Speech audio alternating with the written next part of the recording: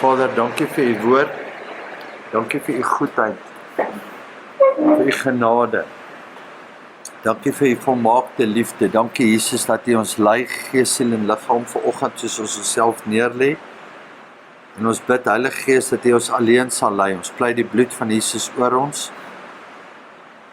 en dankie vir u die reën daar buite, en dankie ons bid soos wat u die fisiese reën stuur, dat u is ook die een wat die geestelike reën stuur op sy tyd, maar ons weet die oes is ryp en die arbeiders is min, maar Vader, dankie ook vir Divine Evangelism Israel en sy span wat in Soweto is en die hele team wat uitgaan, besig om oes in te bring in 'n hawes wat gereed is daar buite. En dankie net vir u woord vanoggend. U woord is lewendig, is skerper as 'n tweesnydende swaard en dit maak skeiding tussen siel en gees. En ons prys vir elkeen wat ons vanoggend maak ons harte gereed dat ons die onverganklike saad ontvang van die woord. In die naam van Yeshua, Mashiach. Thank you Lord. Amen. Amen. Amen. Voor ek iets deel wil julle iets wys in Psalm 32. Ek praat met Dawid, Psalm van Dawid, en hy sê, Blessed is he whose transgression is forgiven, whose sin is covered. Blessed is man unto whom the Lord imputeth no iniquity, and whose spirit there is no gall. So as jy daai gedeelte lees, dan sien ons daar, Dawid klassifiseer sonde in die volgende kategorieë. Hy praat van transgression, dan praat hy van sin, en dan net onder dit, dan praat hy van iniquity. Sien julle daai? En as jy net aangaan in hierdie gebed, dan sê hy in vers 5, I acknowledge my sin unto you, my iniquity have I not hid, and I said, I will confess my transgression unto the Lord, who forgave the iniquity of my sin, Selah. Soos een van die gedeeltes in die psalms wat jy kry, hy noem dit ook by een of twee ander gedeeltes, wat hy tref 'n duidelike onderskeid tussen jou sonde, jou oortredinge en jou ongeregtigheid, as ek dit nou in Afrikaans kan sê. So, dan as ons op 'n tyd kom, dan gaan ons teruggaan na hierdie toe. Dan gaan hanteer ons sonde, transgression en iniquity. Sin, transgression en iniquity. Ja. En dan is daar nog 'n vierde een. Vierde een is? Wow. Sê vir my, wat dink julle is die vierde een? Unbelief. Ek gaan nou vir julle sê waar staan hy. Kom ons gaan na Exodus 8:26 toe, vir julle wys. En jy kry hom op verskillende vlakke, maar hy praat van, and Moses said, it is not meet so to do, for we shall sacrifice the abomination. Sien julle daar? Daai woord, abomination, of the Egyptians before their eyes, so they will do not stone us. Maar as jy daai woord abomination gaan soek, dan praat hy van 'n gruwel en 'n ewel. So, wanneer God praat van Sodom en Gomorra, en hulle sondes, dan sê hy, it's an abomination before me. En baie keer is hierdie bestiality, Sodom, sodomie, and also with the homosexuality, dan praat hy van it's an abomination before the Lord. Want hulle gaan teen hulle natuur, teen die teen die Creator se creation. Hy het ons geskape om so te leef, maar nou gaan breek ons heeltemal teen die skepingsdoel waarvoor hy ons geroep het. Maar eintlik, skus. Ja. Dis Siemens praat ons van die natuur. When you born again, you get a new nature. So any sin is a new Ja. nature. Ja, Jy stem saam. Ja. So this Ja. is extreme, but we've Extreme. got extreme Ja. against your nature. But any sin is against. I mean, when I get angry, ja. that's not my nature anymore. But now this extreme is when you sin against your body. Your body. So Ja. it's body Extreme against the body. against the body. Soos in Sodom en Gomorra, wat die engele ingekom het, wat die mense ingekom het, en sê hulle nee, hulle wil gemeenskap met die engele hê. En daai gemeenskap wat die engele met die vrouens gehad het, Genesis 6, is ook die abomination. Galatians 5:19 is dieselfde. Revelation 5:19 Galatians Galatians 5:19. says, The sins of the flesh is abomination towards God. Ja. okay, So baie keer kom mense en hulle sê sonde is sonde. Maar dit is nie sonde nie. Hy praat in Korintiërs daar, sonde teen jou liggaam is 1 Corinthians 6 dink ek. Hy praat van sonde teen jou liggaam. Baie mense, jy weet, om sonde te doen is to mis te maak, but I mean therefore is there a gift of repentance wat jy bely in dit. Maar nou kom mense en hulle is wedergebore en hulle gaan het seks buite die huwelik. Maar hulle is gedoop, hulle is alles. Then they started to sin against their body.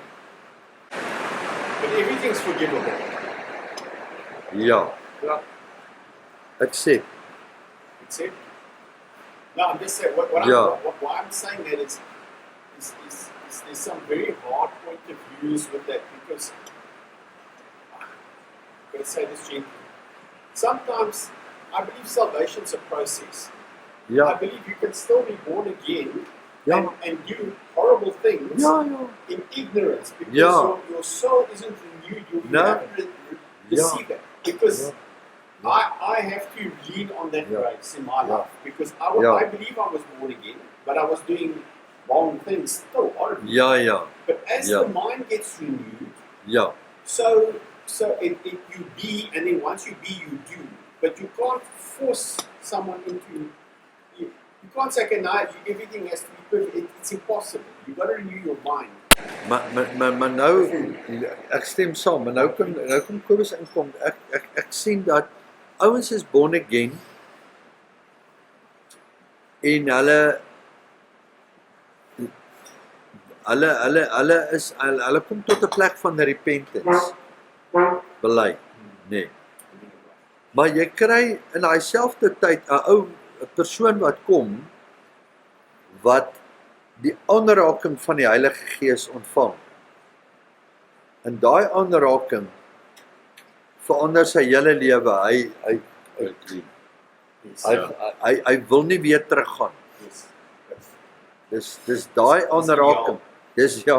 Dis hoekom ek dink ons is vir te lank verkeerd geleer dat ons met ouens net vat na salvation and born again toe. But we have to take them to a place where they can experience the power of the Holy Spirit to come and change their life completely. That is the thing that's fallen away. Ja, To demonstrate God. ja, Het is heeltemal weggeval. Maar Mense weet nie meer hoe nie. yes. Sorry. I want to add something. I think sometimes we miss the destructive effect of sin.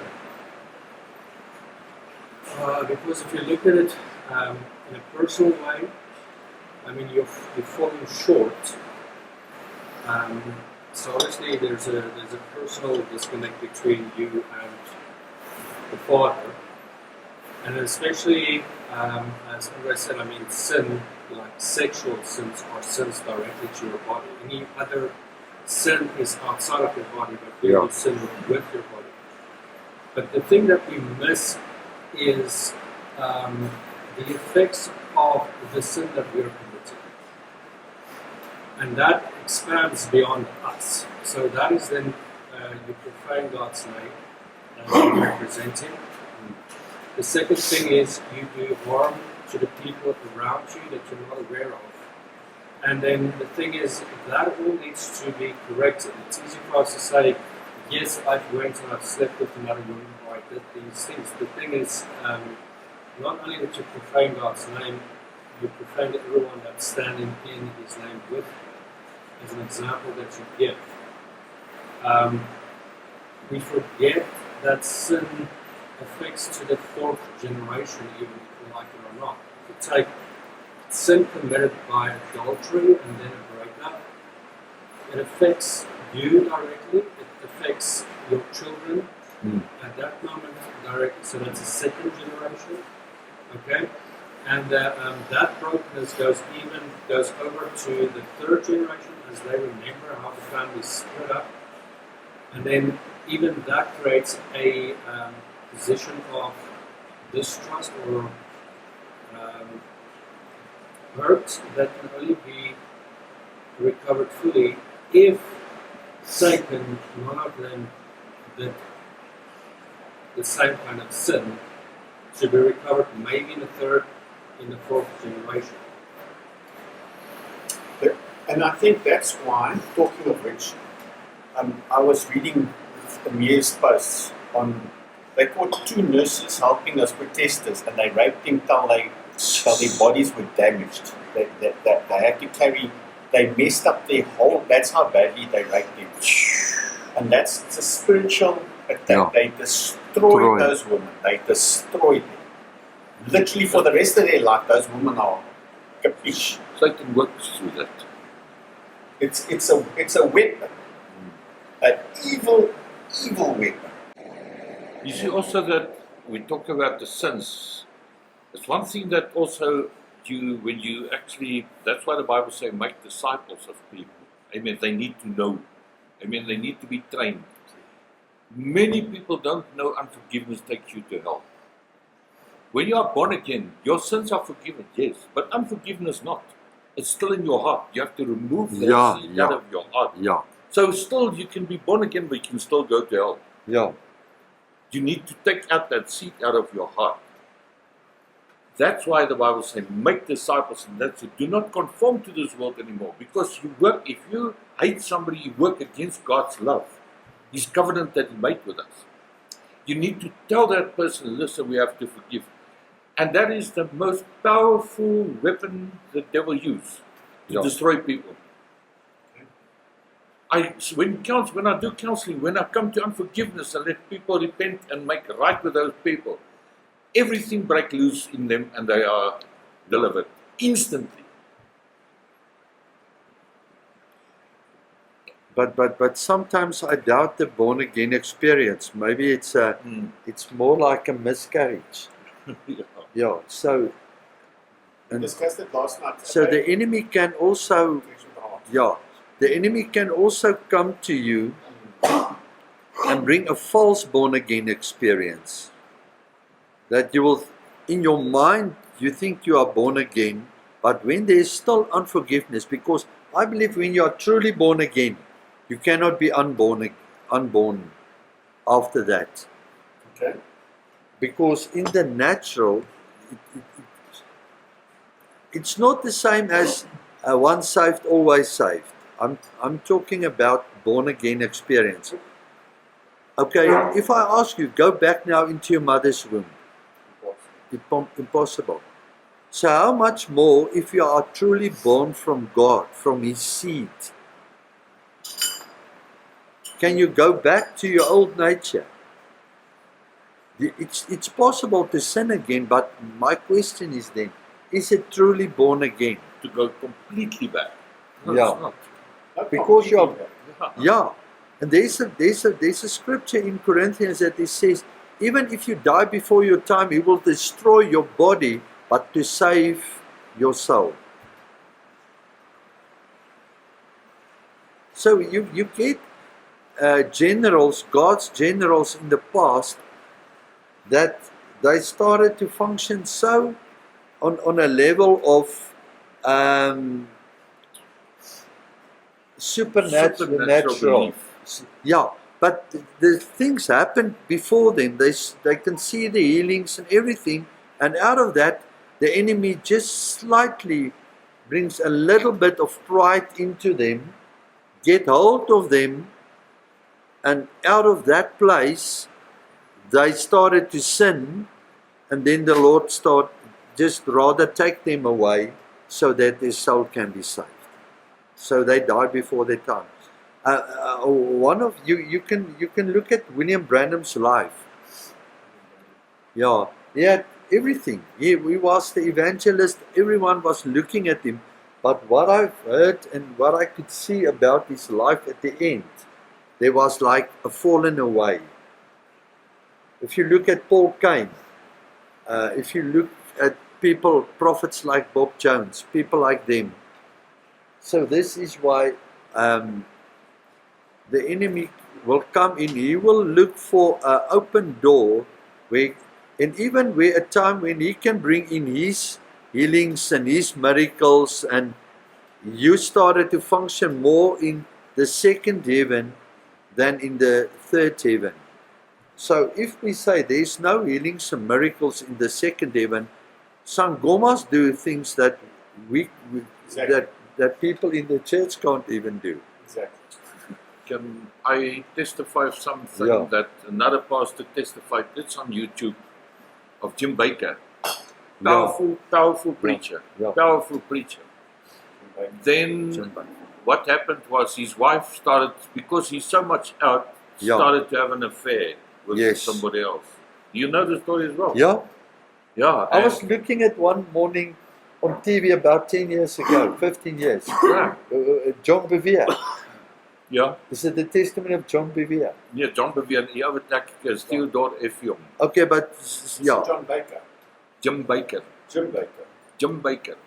And what happened was, then he went to one of his friends, come to rip him out. Hey, your wife is doing this, your wife, and he's, nah, don't believe it. And eventually, he caught her. So then, he went to one of his friends and says, you know what, get yourself a girlfriend and just tell her that you've met this young girl and you had sex with her, see what she does. She will break down.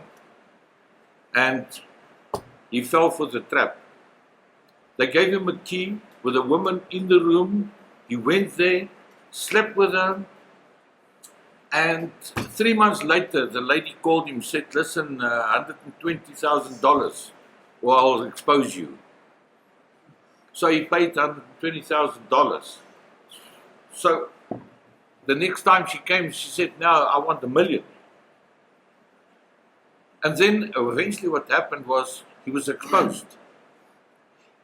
He lost his ministry, he lost his house, he lost his wife, he lost everything. The person that gave him the key for his daughter married his wife.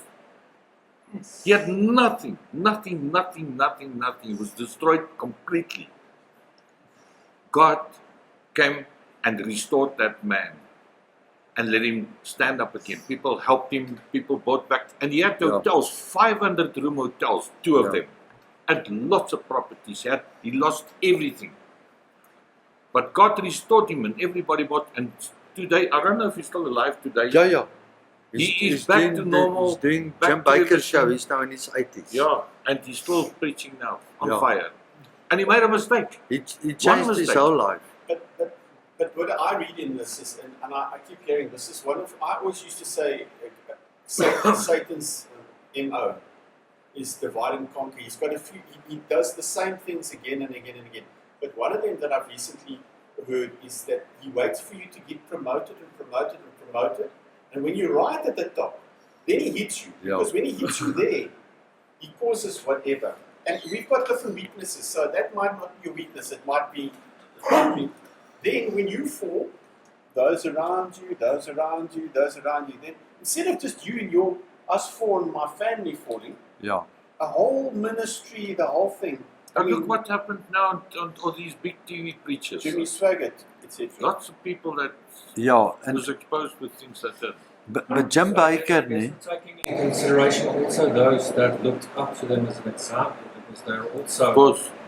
kind of, Yeah. they're also Yeah. affected, because now Yeah, and it's their happening now. doubts, how do they bring a testimony? So the effects of sin, it's really severe if we take Yeah. it like that. I mean, one act destroyed his whole ministry and his life. Got divorced, lost all property, everything. Even had a plane, he lost that as well, everything. And God restored him. He was, Jim Baker was the first tele-evangelist. Started to make millions. And out of that place, he also took some of the church money.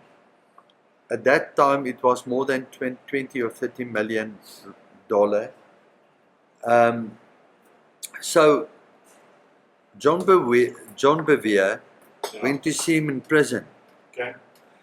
And he had a meeting with him, and while he was sitting with him in prison, the whole thing that bothers John Bevere, how is it possible that you love Jesus, but you continue to do this? And then John asked him, Jim, how was it possible when everything happened to you in your life? Where was the moment when you stopped loving Jesus in this, everything? And then Jim Baker looked at him and he said to him, I never stopped loving Jesus. I stopped fearing God. So that was the point. And I was just walking, I just passed the TV about 10, 12 years ago. And until today, that was the thing that this stays with me. It's not about, the love is always there, but the fear of the Lord. If you can just go and read all the scriptures about the fear of the Lord and how to stay in the fear of the Lord. En dit is maklik om klippe te gooi met die ouens wat val. Nee, dis maklik, dis die maklikste ding. Maar Jesus het gesê, jy wat sonder sonde is, tel die eerste klip op en stenig hierdie vrou. You have to walk out. Daar's nie een van ons wat kan klippe optel nie. No, you have to. Not we still have to work out our salvation with fear and trembling. As ons nie daai goed te deurwerk in ons, Ja. we have to die to self. Amen. The key to it. Okay. So, kan ek met julle, ek is nou besig vir 2 weke, 3 weke met iets wat op my hart gekom het. Julle weet mos John se vrou, John is van Bloemfontein, Joan. Hy is Joan. Hy is van Bloemfontein uit skool gegaan. Toe hy Turkye, en hy kan sy testimony op 'n tyd met ons deel. Toe hy sy vrou Kamer daar gaan ontmoet. Ja. En sy was van Antioch. En dis amper asof hy oorgestuur is om sy bruid te gaan haal. Go and fetch the bride from Antioch. En dit alles nou verlede week gebeur, bruid. En so elke keer gebeur iets, as sien ek just pieces of the puzzle. So in dit toe was hier 'n ander vrou wat ook van die Kaap gekom het, Claudia Breintjies.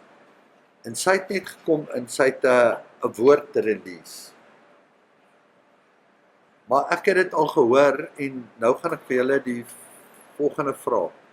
Wie van julle het al hierdie gehoor en wie van julle het al 'n studie oor dit gemaak? So, wat eintlik gebeur het, ek was in die bradel gewees en daar's so 'n Josef mantel. Kom ons definieer Josef. Joseph in Egypt. Jacob's son. One of Jacob's 12 sons.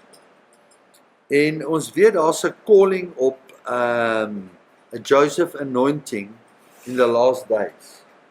So the anointing of Joseph is, the calling on Joseph is the following in the spirit now on the earth, is to be a steward, and also, wat is die ander woord? Ek gaan nou vir julle sê, rentmeester, ja, steward. to be a steward of the wealth. I don't want to use the word finances, of the wealth of the kingdom of God. To steward the wealth of the kingdom of God. So Joseph is a type of stewarding the wealth of the kingdom. Want hy het in die wealth wat hy moes gesteward het, was nie Israel se nie, dit was Egypt se wealth. So Pharaoh put him second in charge of his kingdom. And then he received the keys of the storehouses. Alright, julle is nog almal saam met my, ons op dieselfde bladsy. So when he received the keys of the storehouses, he put him second in charge. Then Moses was the only one that could control what must come in and what must go out. Dit is hoe die basic principle of finances. Hoeveel jy inkry and how you can steward what's going out.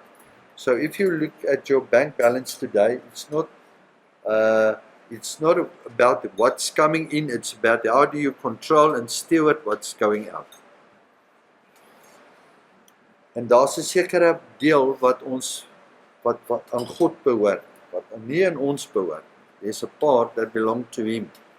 So in daai plek het Josef hier so wat sal julle sê? So what is die eienskappe? Characteristics of a Joseph. He must steward the wealth. He must give food to the poor and the needy, especially your brothers, spiritual brothers, and the church, the body of Christ, in a time of need. He lived through dreams, visions. He had like foresight through dreams and visions, what's going to take place. So ons het hierdie goed alles gesien en geleef vir baie jare. Maar ons het nog nie die vervulling gesien nie. We also went even to silos in the Free State and pray over the silos and pray over the land. But then I realized, you can pray, you can do everything, but if it's not God's time, He will not open that door. He will come and put you in a place. Maar ek kyk klaar dat Royce en Uppington is byvoorbeeld a good example of a Joseph. He one morning, een oggend, he just woke up one morning and then he said, Lord, he was speaking to the Holy Spirit like this. If you want me to give food to the poor and the people in need, send somebody to call me today and give you, what is a hamermeal? Flour or something, or grain, or Yeah, where you can read A crusher. a crusher. Let's call it a meal crusher. Yeah. Send somebody send somebody to phone me and tell me he's got a crusher, and if I'm interested. Yeah, if I'm interested in it. So by the end of the day, he received 2 phone calls. It's like a double confirmation. Then he went to Harwick, somewhere in Natal, got the crusher, but it was a Russia. It's a very expensive crusher. But then you have to fix it, and you need money to fix it. And he put it on Facebook. This is the testimony. This is what the Lord said. If you want to come, you can be part of this. Took it to the people. They started to fix it. I think it was about 400,000-500,000 rand later.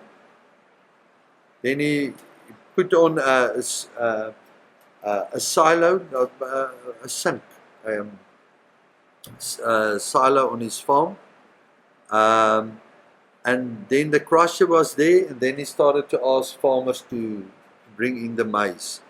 So uit daai plek uit, then he started to crushing, and last year alone, I think he was giving food to more than 40,000 people. You can ask Brother Paul.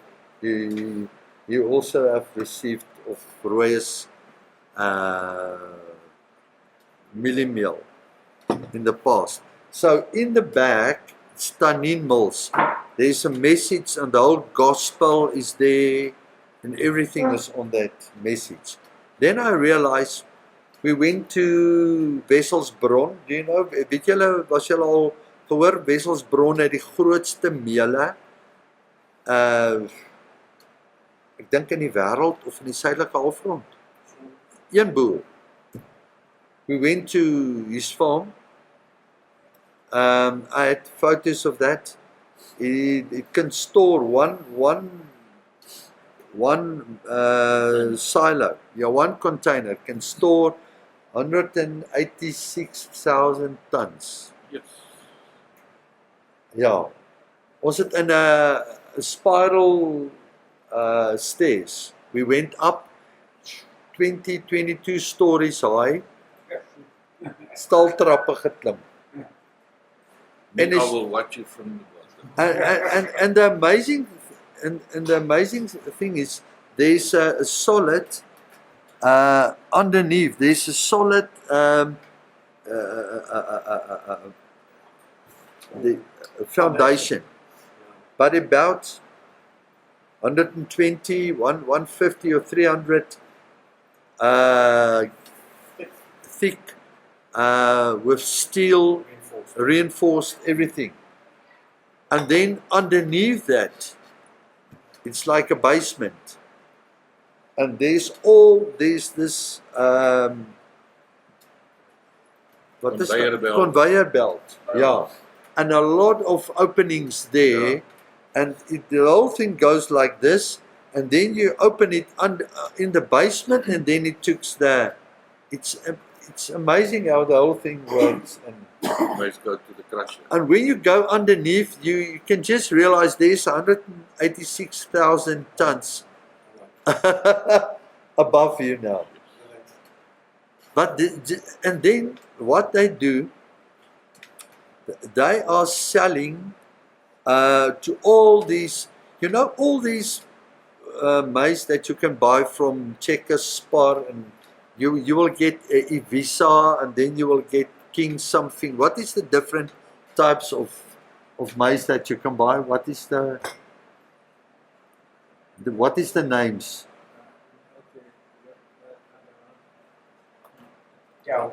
Huh? Yeah, but Itaú is here. But the others, all the other names, they are different names, different brands. But Impala, yeah, and then Ivisa or what? Snow, yeah. But all of them come from the same place. It's just different bags. Yeah. I saw it with my own eyes. And then I realized we don't have to buy a silo or do. Roy has already started to do, and he has invented. We don't have to invent the wheel. He already started to do. We can go to Wesselsbron. When there's money, we can buy from them, and we can pack the maize and distribute, and you can put the whole gospel on it. You can do small packages. You can put it on the buses. You can load it. And then you can distribute everywhere. You must speak to Joe then. Joe Skuman. I know. I already started to speak to Joe. We were supposed to start at the silo here, and I can. But so we went through all of this. We prayed at the silo. People came here and all. So, but now this is Joseph's story. Thank you. Just to give you a background. So 2 weeks ago, I put the mantle on, and afterwards I stood there, and this woman came to me, and then she said to me, "There's Joseph of Arimathea calling on your life." And I was just like, for years I walked in. I believe the Lord called me to be a Joseph, to give housing, lodges, and now my time will come for food, because this is also our heart. But now suddenly this message came to me. It resonates with you. Something in my spirit. I can tell you, I went from this place to my house and I started to open, but then she said to me, go and read the scriptures.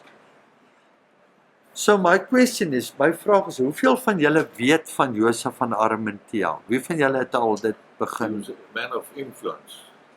That's the only way why he got Jesus. Because if there was a person outside which was just a slave, they wouldn't have given Jesus to them. But because of him that was a man of influence, he could walk in there and said, listen, I want the body, and it was given to him because they knew him as a man of influence. That's all I know about Yeah? him. Okay, so can we go and read? There's 16 verses. We've got time. Can we read the scriptures in 4 Gospels? Dan kyk julle hoe kom elkeen van 'n hoek af. En ek het dit gaan opsom. I've made a summary of this. I bought the book of this, and the second book is also now coming in this to go and study, and the Holy Spirit is just opening and revealing much more into this. So you can go in Matthew 27:57. He said, this is Matthew's gospel, speaking to the Jews especially. When the even was come, there came a rich man of Arimathea. So Matthew put the subject first. In this case, he was a rich man, identifying him as a rich man. Can you see that? Ek gaan al daai goed uit vir julle stuur nou vanoggend. Who also himself was Jesus' disciple. So my volgende vraag is, het julle geweet hy was 'n disipel? Ek het nie geweet nie. Did you know he was a disciple? Well, we know it now. Ja, ek het nie, wys jy hoe lees, Ja. we can read Brother Paul, we can read over some passages.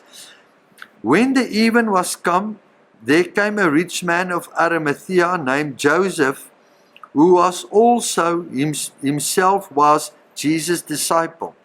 He went to Pilate and begged the body of Jesus. Then Pilate commanded the body to be delivered.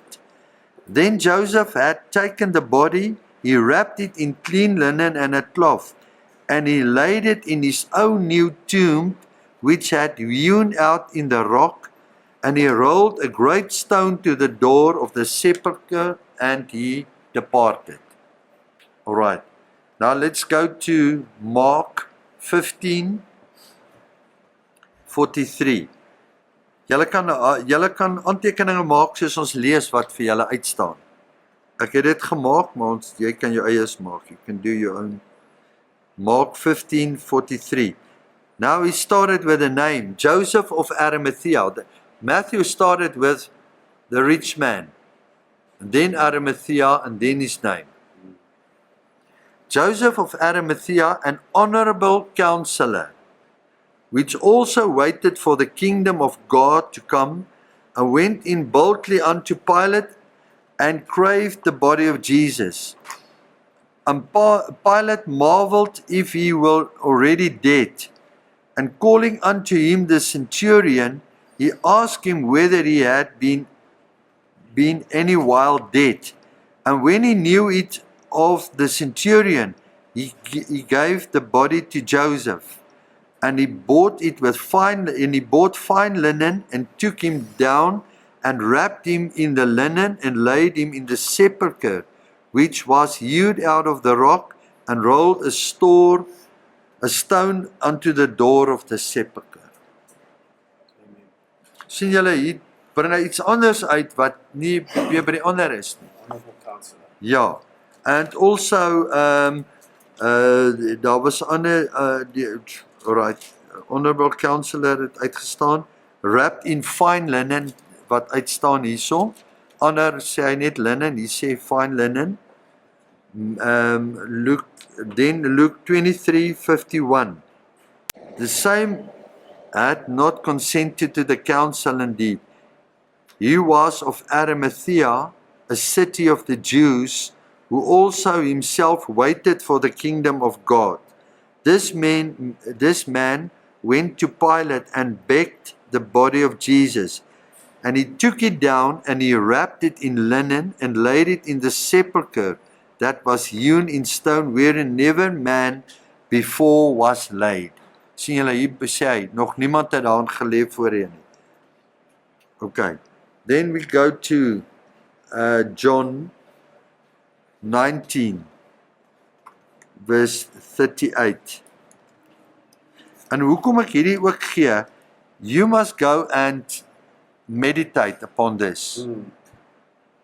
Because I believe there's a message for us in the last days that the Holy Spirit wants us to reveal to us and want us to start to walk into. John 19:38. So John is more like the visionary prophetic message. And after this, Joseph of Arimathea, being a disciple of Jesus, but secretly for the fear of the Jews, besought Pilate that he might take away the body of Jesus, and Pilate gave him leave. He came therefore and took the body of Jesus.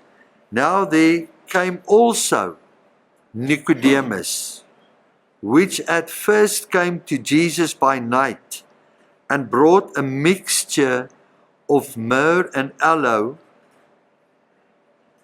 about 100 pounds of weight. Die ander vertaling sê 75 pounds, is omtrent 30-32 kilogram. Balsam, olie. Then he took the body of Jesus and wound it in linen clothes with spices, as the manner of Jews is to bury. Now in the place where he was crucified, there was a garden, and in the garden a new sepulchre, wherein was never man yet laid. They laid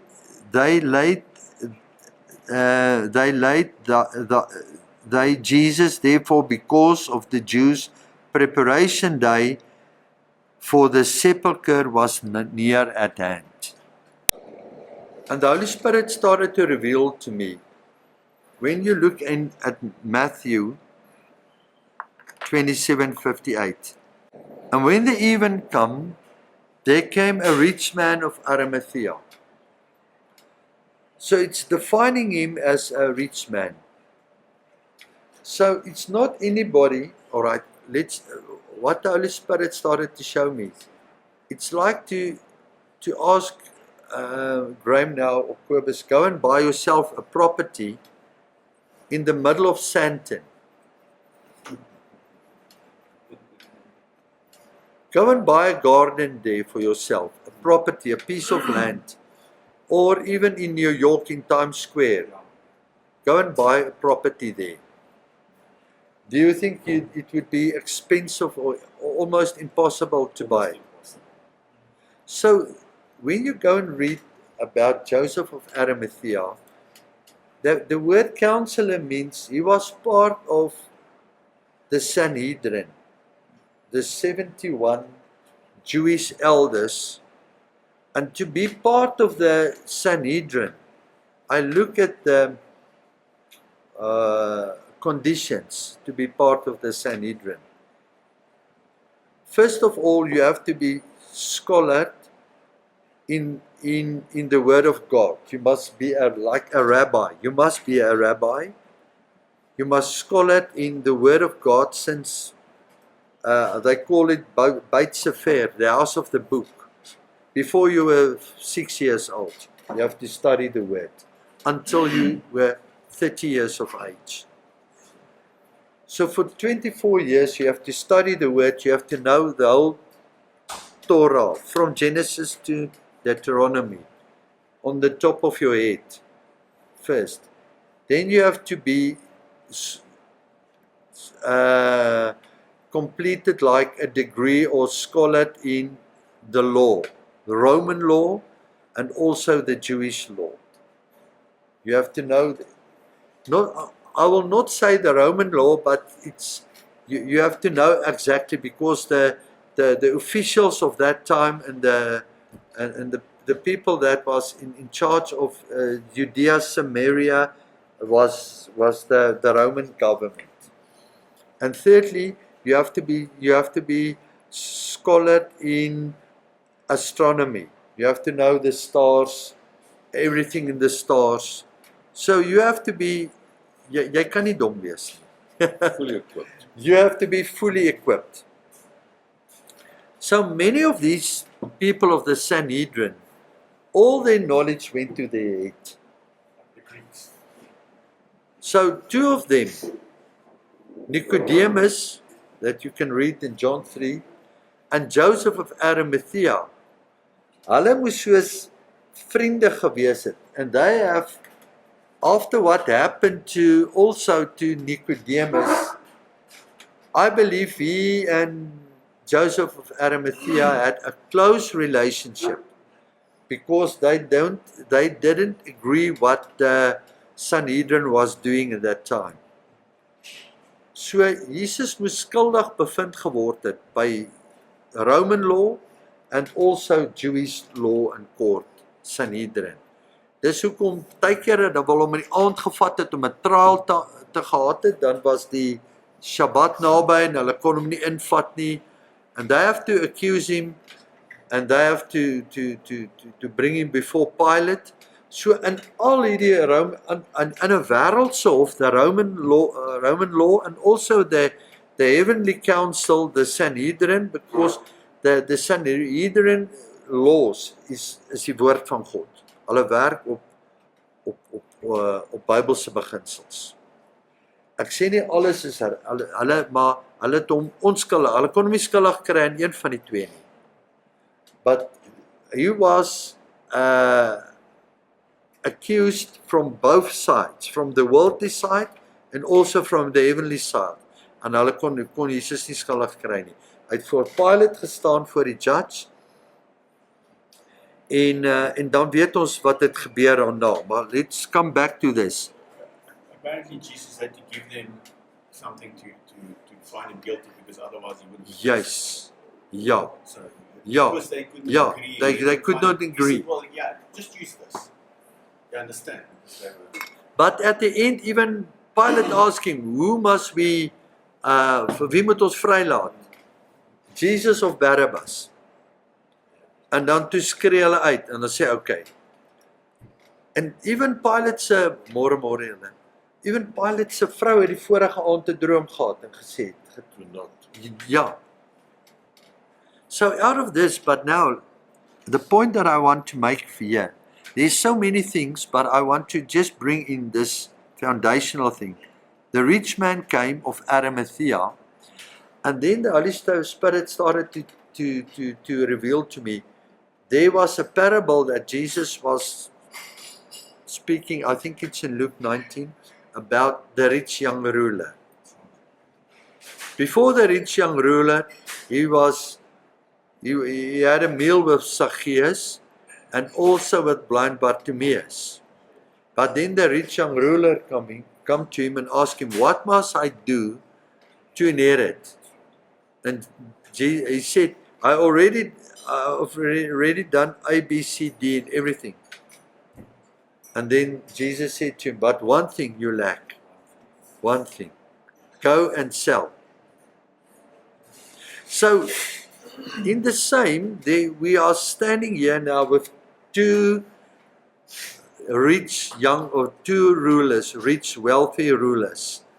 The one is the rich young ruler, and the other one is the ruler of Arimathea, Joseph. But this one bought a sepulchre in a garden like Times Square or Sandton. He took his wealth and he bought a tomb for himself. So hy het gedink hy wil eendag in hierdie graf gaan lê. But I believe in a scroll. Maybe it was not revealed when he was doing this. But as the Messiah was on the cross, the revelation came through him. It's for him. It's for him. Now to come and lay down, he took the body, and this is when it started to struck me, when the woman was telling me, there's another anointing that will come. But I was crying for 2 days because I was seeing myself, because I asked the Lord, how privileged. There was a time that I was thinking, the 2 Marys, the one of Bethany and the one of Magdala, was the most privileged, because the one could anoint your feet and the other one could, with her tears, could wipe, and with her hair she could wipe your feet. And then the Holy Spirit started to reveal to me, but this one had the privilege to carry the body in his arms. Nobody else had the privilege to carry that body, because the moment when you touch it, you will become unclean. Because the You've got a Sabbath, broken body. and now, yes, now the Sanhedrin had their own Sabbath, their own Passover, and all of them maybe come together. So where's Joseph now? As ek mag iets raak met Sabbath. Ja, Dus julle sê Saterdag is julle Sabbath. Ons sê Sondag is ons Sabbath. Ja. Dit is verkeerd. okay, let me explain to you. There are 70 annual Sabbaths during a year, during a cycle. Yeah. So the actual year starts in March, April. Now, so yesterday was the new cycle according to the Dead Sea Scroll calendar. It's the 1st of Nisan. You can go and read. And Aaron, then this month shall be unto you the beginning of month. It shall be the first month of the year to you. Speak unto all the congregation of Israel, saying, in the 10th day of the month you shall take a lamb. And we know this is the time of Passover.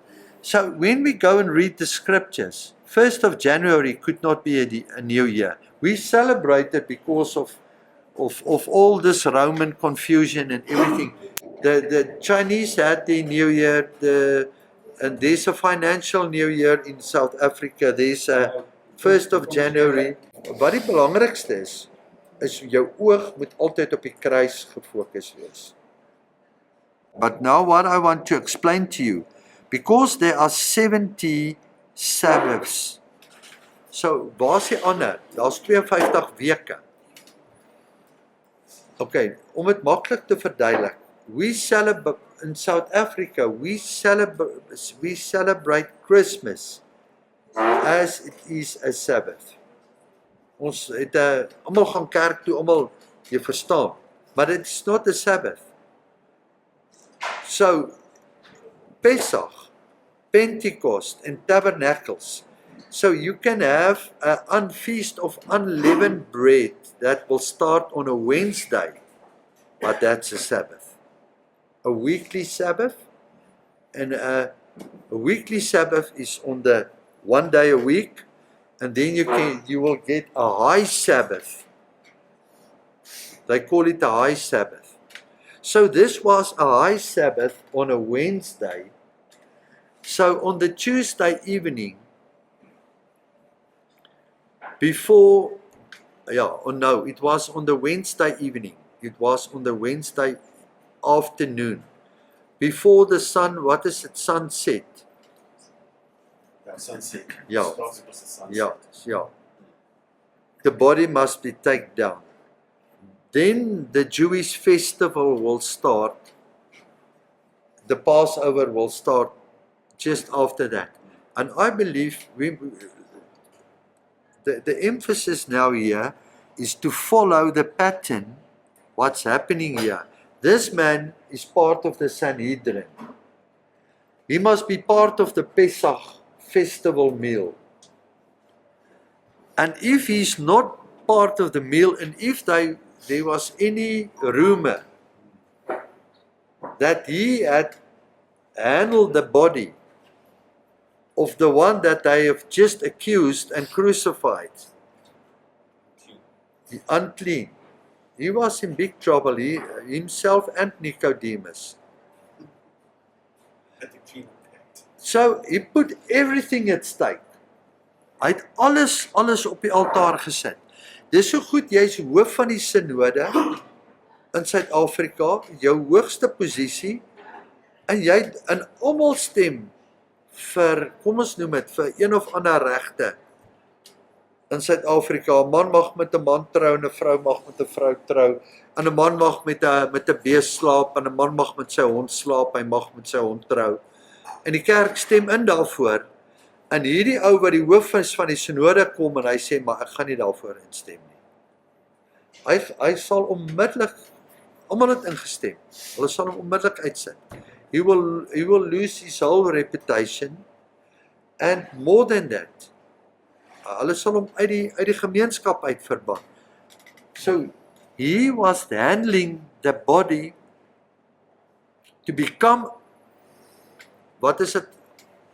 Impure, ja. Om onheilig, om vol sonde te raak, he handled the body to become impure in this place. But then he took it to the sepulchre, uit daai graf uit, in die tuin, vat hy na daai tomb toe. En hy en Nicodemus is saam daar, hulle bring the fine linen to that place. But in that place, they brought in the spices. Embalming stuff. Yeah. But the embalming stuff is aloe and myrrh mixed. So I was looking in Bloemfontein in South Africa for a week, and then I bought aloe oil and myrrh. And then I started to mix it into an oil.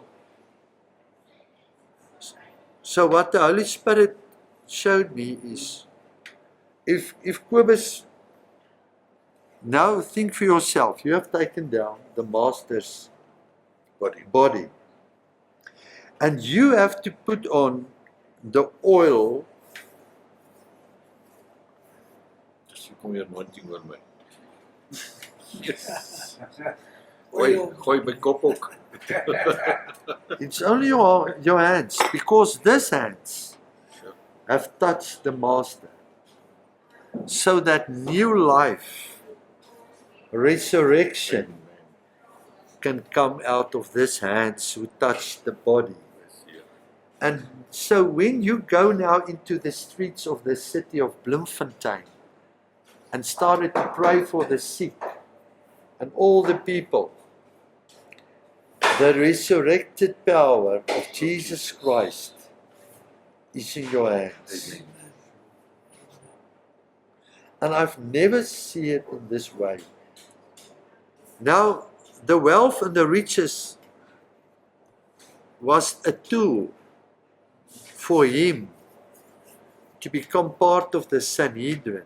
Otherwise, he would not have. Through his studies, he was rich. He was fortunate to be wealthy, to buy the tomb. Not anyone could do it. But in this, he was in the place of authority to get the body. So the Holy Spirit showed me the body, the moment when Jesus was crucified and he passed away, when he died, when he blew out the ghost, wanneer hy die gees uitgeblaas het, that body at that moment belonged to the Roman government. That body belonged to the Roman government.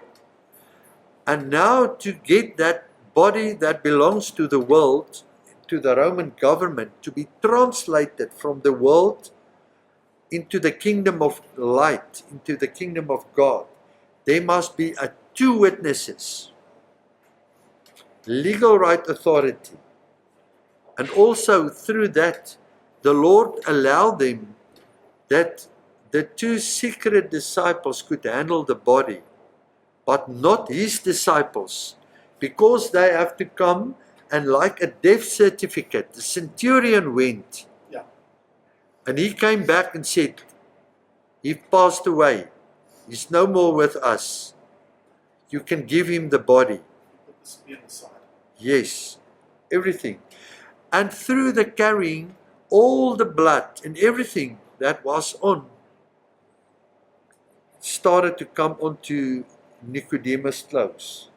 And the moment when he started to wrap it, he had to wrap it through all the marks and the scorched body, and also through the stripes, the 39 stripes. You have to embalm all that stripes. But when you go back then to Isaiah 53, the word of the Lord said, through his stripes we are healed. This is why the Holy Spirit just started to open up this for us. And I believe next week I want you to go and start to meditate on this. And then it's like a diamond. There's facets. But you have to see yourself. Go into your inner chamber. Dirk, Graham gaan met jou praat hier nou. We won't stop it there and leave you. So what is important is, you see the emphasis here is not on the day. No. The emphasis here is on the body, and also on the impartation, And also or receiving. It's on Christ. it's on the It's on the resurrection. Die hele Bybel saamvat in een woord. Ja. Die laaste lief is soos jy sê. Yeah, but the Sabbath. That's a commandment of the Lord. He said, love your neighbor as Yeah, yourself. but to do that, you have to rest in the completed work, and that's the rest. When a lawyer rests, let me quickly, it's fine, Yeah, yeah. 2 seconds. When a lawyer rests, he says, I present my case, then I rest. He's not tired, he's given all the, he's completed the work he came to do. When God rested, he created creation on 6 days. On the 7th day, he rested. He was not tired, he completed creation. Wow. So the Sabbath that you and what the devil doesn't want you to understand is every day is for us a Sabbath, because you rest in. I go through today because of I'm Amazing. waiting on God's completed work. What Jesus did on the cross is complete. And as we renew our minds to that completeness in our lives, so we reap the benefits of it. So, but you Yeah, can but the talk Sabbath about is there it. to do good. Okay, but let Yeah. I understand. just follow. Bad, my, Okay, but just follow. Yeah. That just follow me here. want This die man- Here sê, as die skaap but daar in die listen. skoot wil haal, jy mos uit. To be a part of the Sanhedrin, I believe this man must at least 40 years of age. At least. At least 40 years of age. He put his whole career at stake, everything that he believed in, the law, everything. Now, in a moment, he touched the body, become unclean, and he cannot be partake in the Sabbath rituals. But now, Jesus Christ said, but listen here. Jesus Christ said, I am Lord of the Sabbath. So in a moment, he's above the Sabbath because he is the Lord of the Sabbath. So what was Joseph of Arimathea doing? He was carrying the Sabbath in his arms. And all the people of the Sanhedrin and the rabbis and all the 2 million people that came for the festival, they had their own festival. But the greatest festival that you can have, 7 days a week, not on a specific day. This is waar ek nou wil kom. Want baie mense wil nou net daai een dag spesiaal Nou maak. baie En dank. net elke dag Yes, spesiaal. nou breek Joseph of Arimathea in a moment break down all the laws. And because he could carry the Lord of the Sabbath, the one who created the Sabbath, is much more important than the Sabbath itself.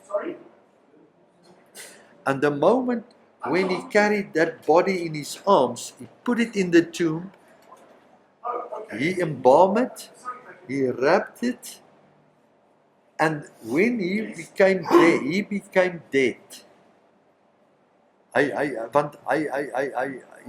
took the sin. He became not dead, he became unclean to receive new life. What is new life? A resurrected life. So you have to die so that Christ can come and start to live out of you. Do you agree? You have to die first. So Joseph of Arimathea has to die. He has to become unclean. He has to die to self. Hallelujah. You have to die to self to receive new life. And this is the whole thing. We can argue about Sunday, Saturday, festivals, Christmas, everything. But if we cannot be, you can do everything. But if you have left your first love, so what Joseph of Arimathea has done is, he have took his first love, Christ Messiah, from the cross, and he was carrying it so that he can receive new life. It's good to celebrate festivals, to celebrate this, but it cannot be above your first love. Want jy kan daai vlam wat afkom. En nou dankie. It's waar. Kyk, dis net. This is yes. This is exactly what happened.